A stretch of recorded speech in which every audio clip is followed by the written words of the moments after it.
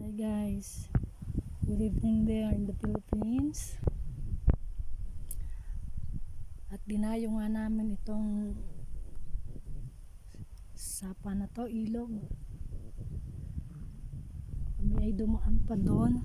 Yan yung daan, oh. Yan, nagkasya yung car. Masikip yung daan niya. At ang lolo kay nauhulog ang puso.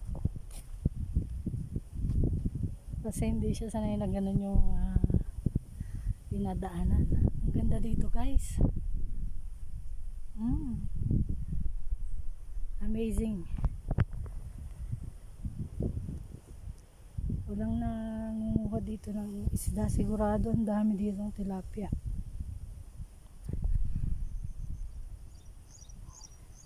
Ayan. O, diba? Meron na naman tayong memory to keep.